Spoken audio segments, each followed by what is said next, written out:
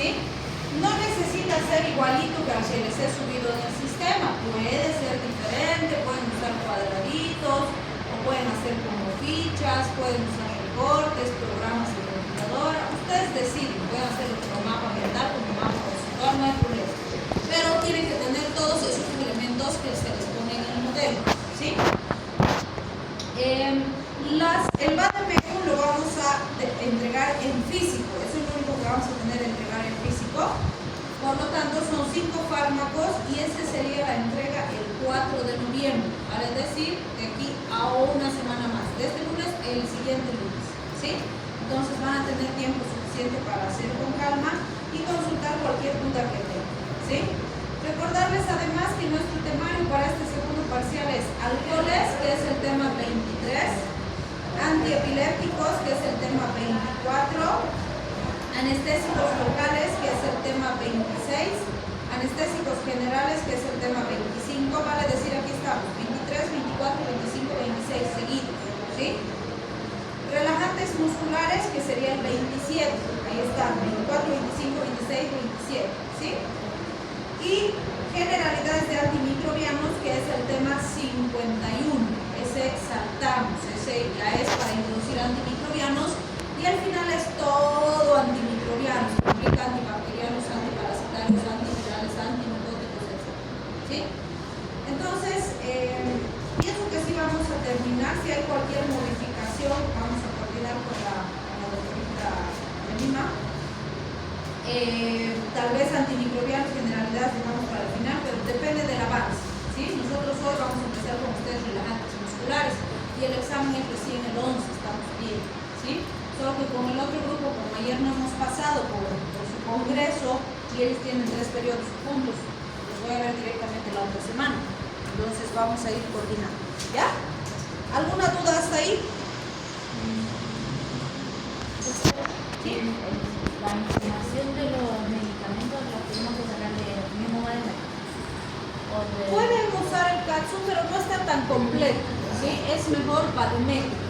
Hay vademecums en físico que son, el vademecum, no se olviden, es como si fuera un diccionario de fármacos, ¿no? Y normalmente el vademecum les pone toditas esas características. Entonces, lo que tienen que hacer es buscar un buen vademecum. ¿Hay vademecums en línea? Sí, hay vademecums en línea, hay aplicaciones para descargarse vademecum y demás. ¿Qué es muy importante? La posología. La posología del fármaco que busquen siempre tiene que tener dosis de adulto y dosis pediátrica por kilogramo de peso. Si el vademecum que están revisando les dice al niño darle la mitad del adulto, no sirve. Hay que buscar otro vademecum que sea más completo. ¿Sí? ¿Qué más? ¿Alguna otra duda?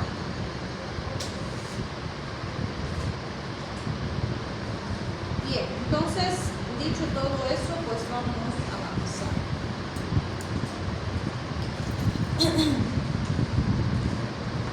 Bien, cuando hablamos de los relajantes musculares, van a ver que en realidad esto es complementario a lo que hemos ido viendo en anestésicos, en alcoholes y demás, porque son grupos que se suelen utilizar juntos.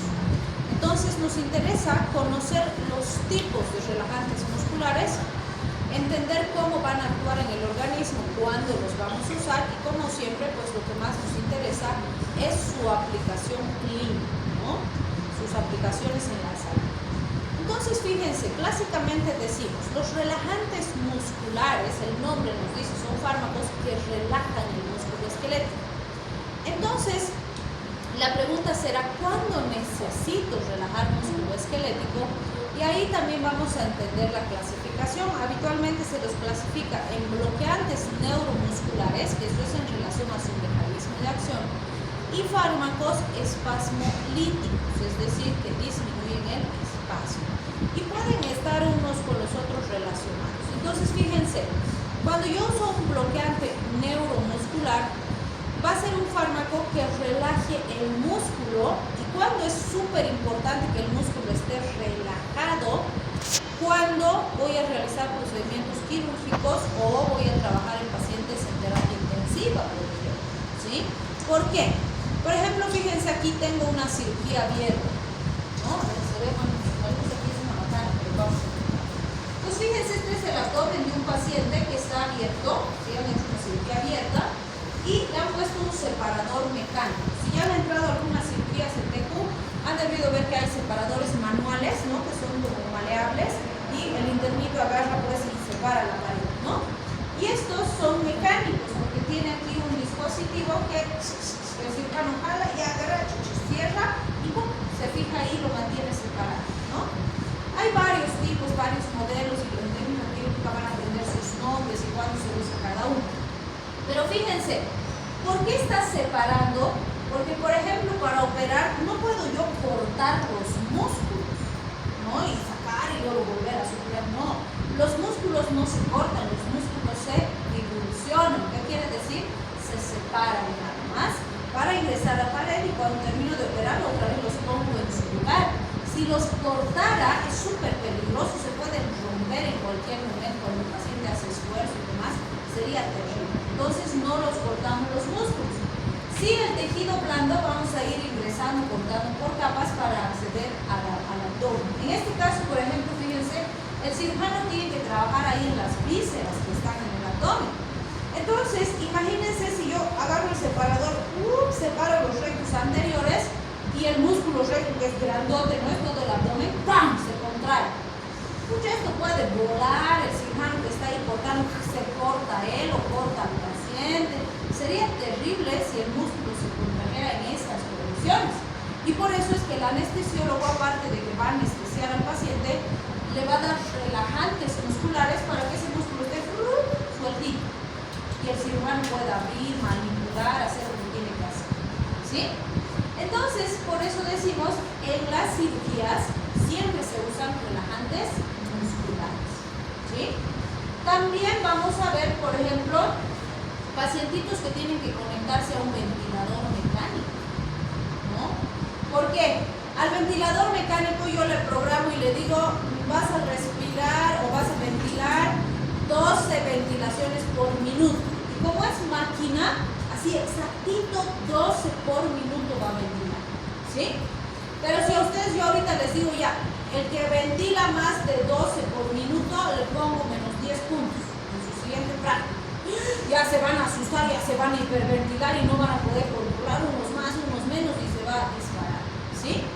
Por eso es que cuando controlamos la respiración no le avisamos al paciente, eso visto ya en semiología. Debo controlar ahí mientras controlo el pulso, voy viendo cómo respira y voy controlando, no le aviso.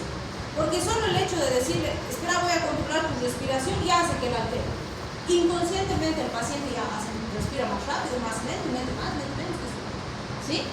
Entonces, cuando voy a conectar a mi paciente a un ventilador mecánico, si el ventilador ventila 12 y el paciente 15, no coordinan, ¿sí?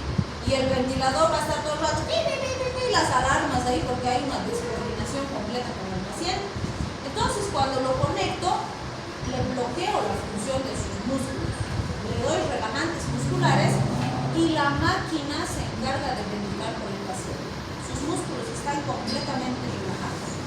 Cuando lo voy a desconectar, digamos que ya está mejorcito, ya le voy a ir quitando el ventilador, lo voy a despetar, como dicen los terapistas, voy a irle activando sus musculitos para que él esté otra vez retomando el control a medida que voy retirando el ventilador, ¿sí? Entonces vean, ahí también se usan mucho estos relajantes musculares que bloquean las uniones neuromusculares. Normalmente estos van a alterar la transmisión en las placas terminales neuromusculares porque recuerden que para que se contraiga el músculo, la neurona presináptica tiene que liberar neurotransmisores, estimular la postsináptica y luego se va a contraer el músculo. Entonces, eso estoy bloqueando con el relajante muscular, ¿sí? Cuando hablamos de los espasmolíticos, me dice, me van a servir cuando el paciente siente dolor asociado a espasmo, ¿sí? Por ejemplo, han debido escuchar de las lumbociáticas, ¿no? Y el pacientito, escucha, me duele casi aquí hasta la nalga, hasta la piernita, me duele, que no sé qué, porque hay espasmo y eso está generando dolor, o hay una compresión nerviosa, ¿no? O un paciente que tiene una lesión muscular, ha ido al gym, ha hecho mucho esfuerzo, se ha lastimado la espaldita, entonces hay un músculo que está así espasmódico y eso le genera dolor, ¿sí? Entonces, en cualquier situación donde el músculo se contrae de forma intensa, que puede ser por una lesión muscular o nerviosa, el paciente va a sentir dolor, ¿sí? Entonces ahí también puede usar relajantes musculares para disminuir el espasmo y así disminuir el dolor en el paciente. Por ejemplo, hay enfermedades neurodegenerativas como las fibromialgias, los pacientes con esclerosis laterales amiotróficas, que lo que hacen o lo que pasa por su enfermedad degenerativa, su musculito está constantemente espástico, así contraído. ¿Y eso qué hace? Le produce dolor, porque si está contraído es como si estuviera con calambre todo el día, ¿no? Entonces le produce dolor. Pero además el hecho de que el músculo esté todo el día contraído hace que el músculo se empiece a atrofiar, ¿sí? Porque está espástico, no está funcionando. Y a esos pacientitos, por ejemplo, algo muy importante para darles mejor calidad de vida, no se curan las enfermedades que tienen, pero sí le puedo dar mejor calidad de vida si mantengo su capacidad funcional. Entonces los fisioterapeutas les hacen terapia física, vamos a decir, les hacen hacer ejercicios pasivos, ejercicios activos y demás para mantener su masa muscular, ¿sí? Entonces imaginen si el fisioterapeuta está intentando hacer ejercicio al paciente y el paciente está así rígido. No puede, es ineficaz la terapia. Entonces si nosotros relajamos el músculo del pacientito, el fisioterapeuta también puede movilizar mejor, hacer los masajitos, hacer los ejercicios. Entonces tenemos mejores resultados. Entonces vean, en todas esas situaciones también estos fármacos van a ser de suma utilidad, ¿sí? Bien, clásicamente se ha dividido los bloqueantes neuromusculares en dos grandes grupos. Nos dicen, tenemos los bloqueantes farmacológicos del agonista fisiológico, que estos básicamente se les conoce como fármacos no despolarizantes porque van a bloquear al agonista. ¿El agonista qué hace? Produce contracción. ¿Qué hacen los fármacos? Bloquean al que contrae. Entonces el resultado es relajación. Ahí vamos a hablar de la tubocurarina y todos los que están en su grupo de fármacos, ¿sí? Pero fíjense, este otro es bien interesante, que dice, son fármacos que producen exceso de agonista despolarizado. ¿Qué sería un agonista despolarizado?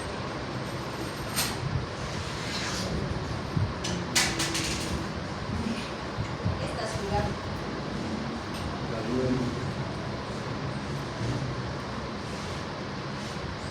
¿Qué sería un agonista despolarizado? Básicamente, por ejemplo, si yo les quiero dar un ejemplo endógeno, la acetilcolina es nuestro principal agonista despolarizante. ¿Y qué hace la acetilcolina en el músculo? ¿Relaja o contrae? Contrae, ¿sí? Entonces, fíjense, este grupo de fármacos lo que hace es imitar a la acetilcolina. Entonces, si voy a imitar a la acetilcolina o es agonista de la acetilcolina, ¿qué esperarían como efecto? ¿Contracción o relajación? Contracción, ¿no? Entonces, fíjense, por eso es un poco paradójico. Aquí está la succinilcolina, que es muy parecida a la acetilcolina y que sí se une al receptor de acetilcolina y lo estimula. Y vamos a usarla como relajante muscular, ¿sí? Entonces parece paradójico, pero van a ver que sí tiene un fundamento farmacodinámico muy interesante, ¿sí? Entonces vamos a empezar justamente hablando de esa succinilcolina. Fíjense, como acabamos de describir, es agonista del receptor de acetilcolina, se une al receptor nicotínico de acetilcolina, produce una despolarización que es compatible con contracción muscular, estimula receptores nicotínicos ganglionares y muscarínicos cardíacos, así que algo de sus efectos adversos está ligado a ese efecto muscarínico. ¿Y cuál es el resultado? Despolarización inicial, que eso implica contracción, ¿sí? Pero, fíjense, le sigue una parálisis flácida. Y esa parálisis flácida es más prolongada. Vale decir, mi objetivo cuando le doy succinilcolina no es la contracción, sino la segunda fase de parálisis, porque además se va a producir una repolarización más sostenida que va a mantener la parálisis por un tiempo más largo que el de la contracción.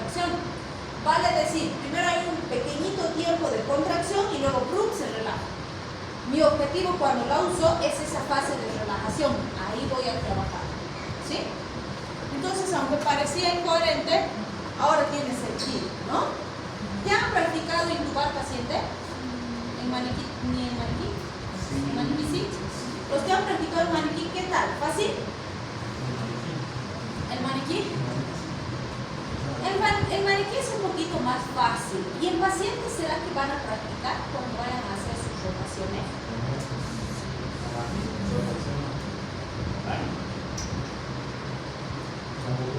¿Quién te va a decir? A ver, practica intubar al paciente. A ver, ¿quién te va a decir? Porque es un paciente que, número uno, la intubación que implica, en teoría, para intubar a ese paciente, no te puedes tardar más de 16 segundos. ¿Sí? Segundo, fíjense, la boca del paciente, o sea, es una cavidad pequeña, acaso se abre así nuestra boca como de Venom, no lo sé, ¿no? Y el laringoscopio ya han manipulado, ¿no? Han hecho bien hacia arriba, implica fuerza, estrategia, o sea, no es fácil, y eso que el maniquí no te pone tanto como el paciente. Lo habitual es que jalan, y fíjense este, por ejemplo, si está jalando, pero está yendo un poquito hacia adelante. Lo más probable es que si haces mucho esto, le fractures los dientes al paciente. Y es bien común que le fracturan los dientes. ¿Sí? Y eso es mala técnica. Entonces, no es un procedimiento fácil. Además, cuando tú empiezas a meter el laringoscopio y el tubo que tiene la guía y que es más rígido con la guía para que te guíes mejor, valga la redundancia, y empiezas a introducir, el maniquí pues ahí nomás está, ¿no? Y ves las estructuras, ves dónde sí tú vas a introducir el tubito. En el paciente empiezas a meter el tubito y se empieza a llenar de secreciones, porque es una mucosa y tú estás siendo agresivo, ¿sí? Entonces, imagínense si en los hospitales le dijéramos, a ver, ya Juanito, ¿a dónde intubar al paciente? Practicar. ¿Ustedes creen que el paciente vivo les va a dejar practicar intubación? ¿Saben cuándo van a practicar? Cuando un paciente fallece. Y suena, ay, así se nos achuña el corazón porque suena feo. A ver, que les digan en tu paciente, en tu familia que ha fallecido ahorita están practicando. Es feo. Pero no hay otra forma de que puedas practicar. Porque la siguiente es cuando tengas que intubar a un paciente y ahí no puedes practicar. ¿Se dan cuenta? Es complejo. Y de verdad, ¡pum!, se ha muerto un pacientito, no lo hemos podido reanimar y demás, internos en fila, mientras estemos haciendo los papeles, practico intubar. Lo hice. Porque después el maniquí puedes practicar con otra cosa es el paciente. ¿Sí? Y si no has logrado practicar en cadáver, ahí te va a tocar, dice, bien. ¿Sí? No es fácil. El terapista encima va a estar, apúrate, ya, tiempo, no sé qué. Si no has intubado en 16 segundos, tienes que oxigenar otra vez, ¿sí? Mejora saturación y otra vez vuelves a implantar. Entonces, es complejo, ¿sí? Entonces, ¿para qué nos serviría en este paciente la succinilcolina? Porque ahí es donde vamos a usar. La principal indicación de succinilcolina es pacientes a los que vamos a intubar. ¿Y a qué pacientes intubamos? Pacientes que van a recibir anestesia general. ¿Se acuerdan que el paciente va a estar desconectado? Y desconectado tiene que estar intubado. ¿Sí? Va a estar intubado y conectado al ventilador mecánico. Entonces, para cirugías con anestesia general, va a estar intubado el paciente. ¿Sí? Segundo, pacientes críticos. Muchos pacientes con COVID, por ejemplo, los hemos intubado. ¿Sí? Pacientes con dificultad respiratoria severa, riesgo de que se obstruya la vía aérea, vamos a intubar.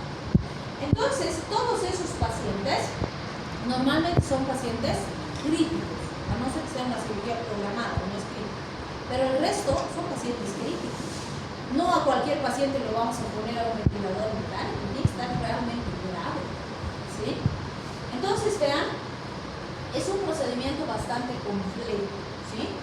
Para el inicio del procedimiento vamos a usar la succinilcolina y fíjense, ¿por qué usamos la succinilcolina? Me voy a adelantar un poquito acá. Primero, vamos a ver que aparece una fase de fasciculaciones en tórax y abdomen, que más o menos aparece a los 30 segundos de haber iniciado la dosis del fármaco. ¿Sí? 30 segundos es alto. No, es rapidísimo. ¿Y qué son las fasciculaciones, se acuerdan? Contraccioncitas así, grupitos aislados de fascículos que se van a contraer. Y fíjense, antes de los 90 segundos, o sea, estamos hablando de 1 minuto y medio nada más, ya aparece una relajación intensa, ya entramos a la fase de parálisis. ¿Y qué se relaja? El brazo, el cuello, la pierna y los músculos respiratorios. ¿Cuál de estos creen que es nuestro objetivo terapéutico si vamos a usar para intubar? Cuello. ¿Sí? Porque eso va a hacer que la maniobra sea más sencilla, que el paciente no presente mucha oposición a lo que ustedes están maniobrando y podamos realizar más rápido la prueba. ¿Sí? Entonces, vean, ese es nuestro objetivo terapéutico y eso dura de 5 a 10 minutos. Si se supone que deberíamos intubar en 16 segundos, 5 a 10 minutos tendría que ser un tiempo suficiente para intubar, aún en manos inexpertas. ¿Sí? Entonces, vean, nuestro objetivo es esa fase de relajación. Ahora sí, voy a volver un poquito a la anterior diapositiva porque sí está descrito en la literatura y lo van a ver en el libro, que nos dice que podríamos usar también succinilcolina para contracciones musculares en pacientes con estatus epiléptico. ¿Sí? Un paciente que está con sus contracciones crónicas y demás. No es una aplicación común, porque no se olviden que un paciente que está convulsionando ya está con espasmo intenso. Y esa fasecita, aunque sea cortita de segundos de espasmo, me puede complicar más al paciente. Entonces, no se suele usar en ese tipo de situaciones, a no ser que no tenga una mejor alternativa. ¿Sí? Pero para intubar al paciente, sí se usa con mucha frecuencia. ¿Sí? Bien, ahora sí, ¿qué decimos? Se metaboliza por la butirilcolinesterasa y la pseudocholinesterasa. Estas enzimas, en condiciones normales, metabolizan la acetilcolina. Y la succinilcolina, estructuralmente es muy parecida, entonces va a usar las mismas enzimas. ¿Sí? Estas están distribuidas en hígado y plasma principalmente, y fíjense la dosis, de 0.75 hasta 1.5 miligramos por kilogramo, y se va dosificando dependiendo de las necesidades. En general, no se necesita repetir succinilcolina, porque la usamos más para esta primera fase nada más. Esto sí es bien importante y un poquito cuando hemos visto anestésicos ya mencionamos esto, ¿no es cierto? Es común que aparezcan arritmias si asociamos con alotano. El alotano, no se olviden, es un anestésico que pertenece al grupo de los halogenados. ¿Sí? Entonces sí es común que se usen halogenados para el procedimiento anestésico. Y estamos diciendo, cuando hago anestesia general, uso succinilcolina para la intubación y uso anestésico para el procedimiento quirúrgico. ¿Sí? ¿Se acuerdan la triada maldita de la hipertermia maligna? ¿Cuáles eran los 3 elementos?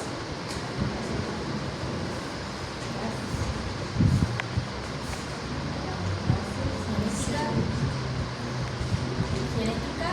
Predisposición genética, número 1. El alotano es un líquido volátil, ¿no es cierto? Pero es usar halogenados. Esa familia es el segundo factor de riesgo importante. ¿Cuál era el tercero? La succinilcolina. ¿Ven que no es difícil que estén juntos los tres? ¿Sí? Entonces, si el paciente tiene la predisposición genética, que es lo que no puedo saber si tiene o no, ¡pum!, va a aparecer hipertermia. ¿Sí? Bien, también puede aparecer bradicardia, hiperpotasemia, y eso puede predisponer a un paro cardíaco.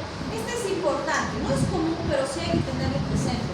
Se ha visto que el aumento de la presión intraabdominal puede producir vómitos y que el paciente se broncoaspire. Por eso es que van a ver que en general son bastante exigentes con las horas de ayuno para realizar la anestesia general. ¿Sí?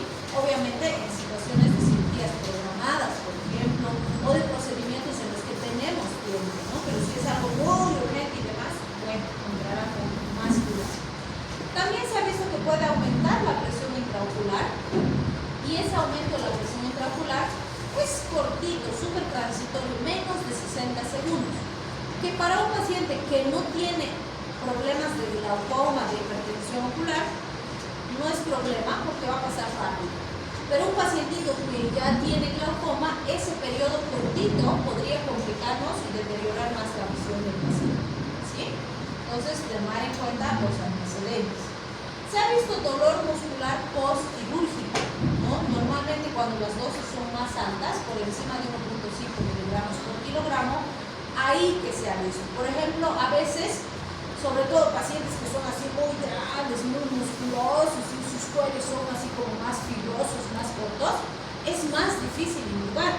Entonces ahí a veces hay que aumentar un poco las dosis o usar dosis altas, y en esos casos suele aparecer esto. El paciente suele decir que siente que lo han atropellado, que lo han debido pegar en la cirugía, porque todo su cuerpito le duele después de la cirugía, ¿sí? Entonces es por el efecto del fármaco. ¿Qué interacciones puede haber? Con anestésicos, que ya lo hemos visto, algunos antibióticos, antiarrítmicos y otros bloqueantes neuromusculares. Bien, esa sería pues entonces nuestra succinilcolina, que es uno de los grupos más importantes. El otro grupo sumamente importante es este, de los bloqueantes neuromusculares, donde hemos mencionado a la tubocurarina. La tubocurarina y todo su grupo, en realidad, que vamos a ver que son bastantes fármacos, y son, diríamos, los fármacos más usados como relajantes musculares, derivan del curaré. ¿Han escuchado hablar del curaré? ¿Nunca? ¿Qué es el curaré? El curaré es un veneno, ¿sí?, que usan los aborígenes del Amazonas, ¿sí? Entonces acá tenemos, por ejemplo, nuestros aborígenes que viven de cazar, de pescar, de la naturaleza. Entonces resulta que ellos preparan así sus flechas, porque cazan con cerbatana, ¿no?, que es así como un tubo largo, y lanzan así las flechas por la cerbatana, o con arco y flecha. Entonces, lo que hacen ellos es extraer el curaré con plantas, venenos de animales ponzoñosos y demás, y lo que hacen es impregnar las puntas de sus flechas con ese veneno, ¿sí? ¿Y qué hacen? Por ejemplo, lo que se ha observado es que cuando ellos cazan, ¿sí?, lanzan la flechita, y si la flechita, ¡ping!, le ha llegado a un animalito, el animalito intenta escapar y ¡pum!, se desploma. No, intenta pararse para escapar y ¡pum!, se desploma. No logra correr, no logra huir, y facilito lo atrapan, ¿sí? Entonces, cuando observaron eso, dijeron, ¿por qué reaccionan así estos animales? ¿Qué es lo que les pasa? Entonces, cuando analizaron, resulta que el curaré lo que hace es bloquear la unión neuromuscular. Porque, ¿qué hemos dicho? Aquí se libera acetilcolina, va a la sinapsis, se estimula la postsináptica, ¡pum!, se contrae el músculo. Eso me permite pararme, saltar, correr, mover. Gracias a eso se contraen mis músculos. Entonces, si yo, ¡pum!, bloqueo ahí, los músculos se relajan. No pueden contraerse porque he bloqueado esa sinapsis, ¿sí? Entonces, cuando han analizado eso, han dicho, bueno, pues tenemos receptores NM, los neuromusculares, y estos ya sabemos que tienen 5 péptidos, ¿no? 2 alfa, 1 beta, 1 gamma y 1 delta. Entonces, ahí es que vamos a actuar evitando el acoplamiento, excitación, contracción. Hay excitación, pero ¡pum!, está trancado, pues no hay contracción, ¿sí? Y como no puede contraer sus músculos el animalito, no puede escaparse, ¿sí? Y al observar eso han dicho, ok, entonces vamos a producir tubocurarina, de ahí viene el nombre del curaré. Entonces nosotros usamos sustancias químicas sintéticas parecidas al curaré como relajantes musculares. ¿Qué hacemos? Bloqueamos la unión neuromuscular, evitamos el acoplamiento, excitación, contracción, ¿sí? Entonces fíjense, la tubocurarina, que es el prototipo, que hace, bloquea los receptores nicotínicos de acetilcolina, sobre todo en las uniones neuromusculares. ¿Qué vamos a conseguir? Al bloquear los receptores nicotínicos hay una parálisis flácida desde el principio, ¿sí?, y eso relaja el músculo. Sí se ha visto secreción de histamina. Entonces, ¿qué hace la histamina en los vasos sanguíneos? Vasodilata. Entonces, ¿qué le pasa al paciente? Baja su presión arterial, ¿sí? Y también se ha visto un bloqueo débil de los receptores muscarínicos cardíacos, lo cual puede producir algunas alteraciones cardíacas importantes. En general no es muy intenso, pero hay que vigilar al paciente. Entonces, fíjense, cuando uso tubocurarina, cuando quiero relajar el músculo del paciente para procedimientos quirúrgicos, como hemos mencionado, ¿sí? Donde el anestesiólogo va a ir aumentando el fármaco a medida que vaya progresando la cirugía. Porque fíjense, se excreta por vía renal, se usa 0.3 miligramos por kilogramo y la duración es entre 40 a 60 minutos. Hay cirugías que duran 40 o 60 minutos. Sí, en general cirugías un poco más pequeñas, pero las que son un poquito más grandes duran 2 horas, 3 horas, a veces 8 horas, dependiendo, ¿no? Por ejemplo, una vez un grupo de cirujanos en una clínica privada programó y dijo, vamos a tardar 8 horas. Tenían que hacer una hemicolectomía, es decir, tenían que cortar la mitad del intestino, porque estaba con cáncer y estaba todo diseminado. La mitad del intestino iban a sacar. Y como era cáncer, estaba enraizado y demás, iban a hacerlo así con calmita, iban a proceder, ¿no? Entonces, cuando empezaron a operar, empezaron a seccionar, hubo un accidente transquirúrgico y se laceró el hígado. O sea, se cortó el hígado. Y el hígado, pues ya saben ustedes, es un tejido súper permeable, ¿no? Entonces el cirujano metía así la agujita para suturar, ¡pim! Apretaba el nudito, se pasaba. Ay, ahí fue la primera vez que vi suturar un hígado y dije, miércoles, qué complicado. Porque un poquito más le apretaba y ¡pum! Se salía el hilo. Porque lo cortaba el tejido, como es tan friable el hígado, pues no podía. Y el papá cirujano, porque era papá y que estaban operando y yo estaba de ayudante, el papá le decía, a ver, me han enseñado esta técnica, y ¿sí? Con unos moñitos con el hilo, con el mismo hilo de sutura, y le puso ahí entre donde iba a ser el nudo, ¿no? Logró anudar uno. Al segundo, otra vez se rompía el hígado. Y no lograba. Y sangraba ese paciente. Entonces, como no lograron reparar la lesión, dijeron, no, hemostasia, llamen al cardiovascular. Llamaron al cirujano cardiovascular. Miren, estamos en media cirugía, llamaron del quirófano, dice Doc que está en su casa, va a tardar 45 minutos. Ok, 45 minutos haciendo compresión para que el hígado no pierda más sangre. El cirujano cardiovascular llegó, se cambió, se lavó las manos, entró al quirófano, tardó como 1 hora en reparar el hígado, ¿sí? Terminó, 1 hora que ha tardado en llegar, vestirse, otra hora en reparar, y dijo, ok, procede. Entonces los cirujanos continuaron, se terminó de hacer la hemicolectomía. 12 horas hemos estado parados ahí en el quirófano con el paciente. Entonces imagínense, o sea, el anestesiólogo había programado así sus dosis para 8 horas. Pero como hemos tardado 12, tengo que ir aumentando, ¿no? Pues, igual tenía que mantenerlo al paciente así hasta terminar. Entonces, obviamente, si necesito prolongar el efecto, voy a ir aumentando la dosis, ¿no? O por ejemplo, teníamos un ginecobstetra que le decían, se apellidaba, no me acuerdo su apellido, digamos que Camacho apellidaba, entonces le decían Camacho el Veloz, porque operaba bien rápido, así todos decían, no, pero se pasa, porque a veces sí, normalmente seccionas por planos, ¿no? Un plano, segundo plano, vas a quitar un poquito. Él agarraba en uno de los 5 planos le metía. Bueno, había historias, no sé si son reales, pero decían que una vez, porque era gineco, el enano ha nacido ahí con su hachacito en la cabeza. Uy, no puede ser, no sé. Eso es mi urgencia, ¿no? Pero, qué sé yo, tenía que durar 2 horas la cesárea, 1 hora ya estaba fuera. Entonces operaba muy rápido, ¿no? Y a veces pues era imprudente por hacer rápido. Entonces el anestesiólogo programaba para 2 horas y pucha, terminaba, no lo puede dejar otra hora al paciente si ya acabó la cirugía. Ahí sedado o relajado, no, pues tiene que revertir el, ¿sí? Entonces tiene que acelerar más bien la reversión, ¿sí? Entonces vean, hay ese tipo de situaciones en la parte quirúrgica, ¿sí? Si bien programamos, hacemos nuestro plan quirúrgico, no siempre sale como hemos programado, a veces se extiende o a veces se acopla, ¿sí? Bien, Entonces, fíjense, en base a los efectos adversos bueno, vamos a mencionar efectos adversos en base al mecanismo de acción. Hemos dicho que libera histamina.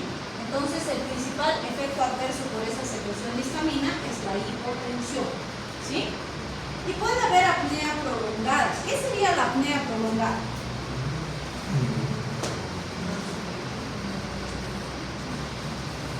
¿Qué es la apnea? ¿Qué es, Will?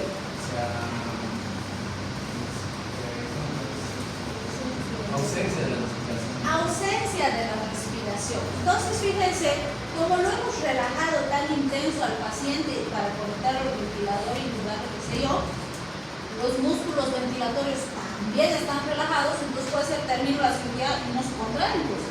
Entonces el paciente no respira. Para quitar esto, ¿qué tengo que hacer? Ir recuperando la función ventilatoria, la contractilidad de los músculos ventilatorios y la apnea se va a revertir. ¿Sí?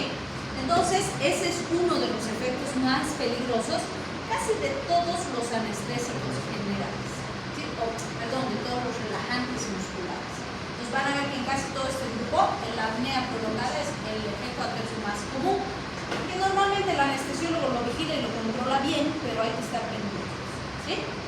Bien, interacción con los anestésicos, que es habitual que se use relajante muscular y anestésico junto, porque van a potenciar sobre todo los no despolarizantes y los bloqueantes neuromusculares también. Bien, tenemos también al cisatracur, que es de la misma familia, es muy parecido. Siempre les digo, si saben tuboclarina, estos también saben porque son parecidos. Antagoniza el receptor nicotínico, entonces lo mismo, impide la despolarización, produce la parálisis flácida, diferencia, no libera histamina. Entonces, un elemento de riesgo menos, ¿no ves? Porque no va a haber hipotensión. Y no tiene efecto muscarínico, entonces complicaciones cardíacas también mínimas, ¿no? ¿Qué voy a conseguir? Relajar el músculo para procedimientos quirúrgicos, para conectar al ventilador mecánico, lo mismo. Diferencia, uno, no depende de la función renal ni hepática, entonces si el paciente tiene problemas renales, problemas hepáticos, es más seguro, ¿sí? Y su duración es entre 25 a 45 minutos, es decir, su duración es algo más corta que el anterior. Puede producirse apnea, ¿sí? Pero es menos tóxica que el atracurio, no produce hipotensión, no hay liberación de histamina, no hay riesgo cardíaco significativo, ¿sí? Entonces más seguro. Bien, diríamos es un intermedio entre los dos, porque es parecido, pero tiene un poquito más de riesgo. Entonces, fíjense, parálisis flácida, no libera histamina, pero sí tiene algo de efecto cardíaco, muscarínicos cardíacos. Entonces, muy similar al cisatracurio, es útil también, este es muy útil en pacientes con alteraciones renales porque su metabolismo es principalmente hepático. Entonces, si el riñoncito está enfermo, este es muy seguro. Su inicio es rapidísimo, entre 60 y 120 segundos, pero la duración algo más corta, hasta 35 minutos. Entonces, en todos voy a tener que ir aumentando dependiendo de cuánto va a durar mi cirugía, ¿sí? Como efecto adverso, la apnea también es menos tóxico que el cisatracurio, que el atracurio, y tampoco produce hipotensión por liberación de histamina, ¿sí? Hasta ahí tendríamos los representantes más importantes de los bloqueantes no despolarizantes. ¿Quieren descansar un poquito? Están hechos pomada. ¿Quién les ha pasado?